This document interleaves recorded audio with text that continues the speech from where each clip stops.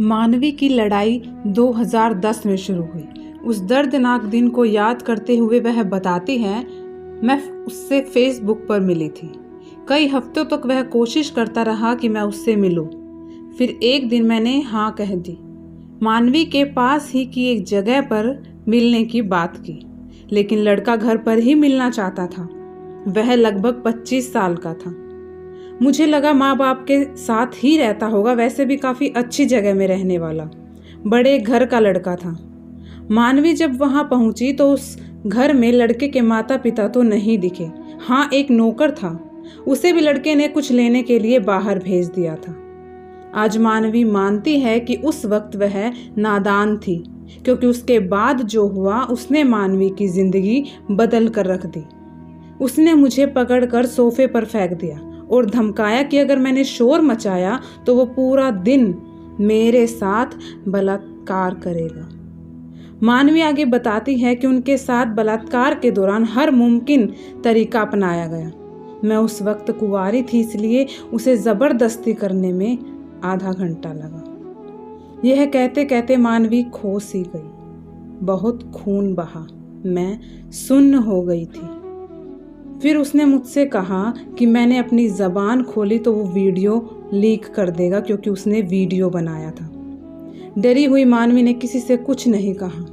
आज भी उस लम्हे को याद कर वह सहम जाती है। मेरे मन में पहला ख्याल यही आया कि मेरे माता पिता, दोस्त, समाज मेरे बारे में क्या सोचेंगे। वह अपनी बहन से इस बात को छिपाने की कोशिश करती रही, लेकिन कुछ दिन बाद मानवी ने हिम्मत जुटाई और सब बता दिया। बहन उसे पुलिस के पास ले गई। वहां से उसे जांच के लिए अस्पताल भेजा गया।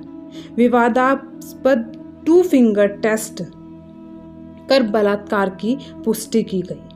मानवी डॉक्टर की संवेदनहीनता को देखकर हैरान थी, क्योंकि डॉक्टर ने कॉरिडोर के उस पार से आवाज लगाई, उस लड़की को लाओ जिसका रेप हुआ है।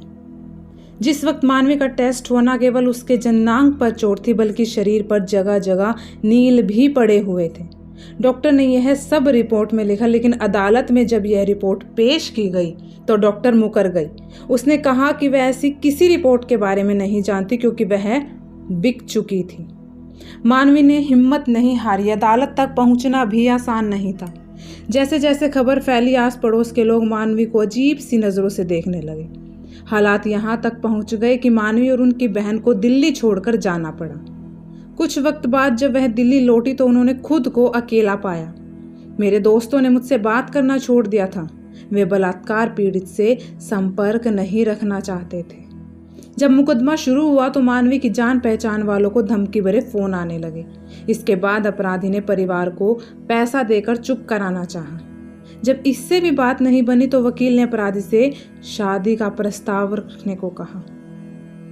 जब मानवी ने इससे भी इनकार कर दिया तो वकील ने अदालत में यह साबित शुरू करना कर दिया कि मानवी की स्वीकृति से ही संबंध बने। मानवी बताती है कि वकील की दलील का अंदाज कुछ ऐसा होता था जैसे इसका बलात्कार कौन करना चाहेगा।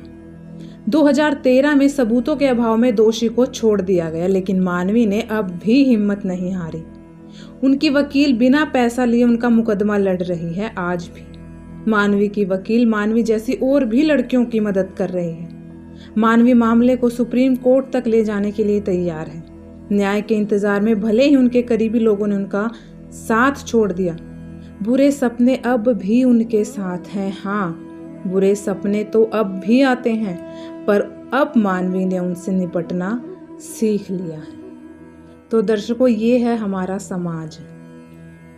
आशा है आपको कहानी पसंद आई होगी और कुछ ना कुछ हद तक आपको कुछ सीख भी दे गई होगी कि कैसे अपने आप को सुरक्षित रखा जाए ऑनलाइन क्राइम से। इसी के साथ फिर मिलते हैं अगली कहानी में। जय श्री कृष्ण।